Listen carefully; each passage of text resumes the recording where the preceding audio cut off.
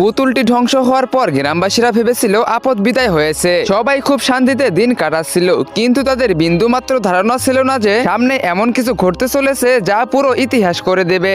একদিন রাতে যখন ঘড়িতে রাত 2টো বাজে, গ্রামের এক মহিলা ঘুমাচ্ছিলেন। এমন সময় তিনি এক অদ্ভুত শব্দ শুনতে পান। তিনি বিছানা থেকে উঠে বাইরে বেরিয়ে এদিক ওদিক তাকাতে থাকেন। ঠিক তখনই সেই পুতুলের কাটা আঙ্গুলটি হাওয়ায় উড়তে উড়তে সরাসরি সেই মহিলার নাকের ভিতরে ঢুকে যায়। মুহূর্তের মধ্যেই মহিলাটি ধাপাস করে মাটিতে পড়ে যান এবং তার নাক দিয়ে ধরতে শুরু করে। কিন্তু দেখতে দেখতে তার পুরো শরীরের সমস্ত রক্ত বাইরে বেরিয়ে আসে এবং সেই রক্ত থেকেই তৈরি হয় সেই শয়তানি পুতুল। পরের দিন সকালে গ্রামে হাহাকার পড়ে যায়। সবাই দেখে মহিলাটি মাটিতে পড়ে আছে, তার পুরো শরীর নীল হয়ে গেছে। গ্রামবাসীরা সবাই বলাবলি করতেছিল কেউ এর শরীরের সমস্ত রক্ত চুষে নিয়েছে, কিন্তু কেউই বুঝতে পারতেছিল না এই কাজ আসলে কার। ঠিক তখনই গ্রামে প্রবেশ করে ইতাজি বাবা। সে ছিল একজন তান্ত্রিক, প্রাচীন মন্ত্র আর অশুভ শক্তির জ্ঞানী। ইতাজি বাবা সেখানেই থেমে যায় এবং সামনে দেখতে পায় অনেক মানুষের ভিড় লেগে আছে। সে সময় নষ্ট না করে ভিড় ঠেলে ভিতরে যেতেই ইতাজি বাবার চোখ পড়ে মাটিতে পড়ে থাকা সেই মহিলাটির দিকে। এক মুহূর্তের জন্য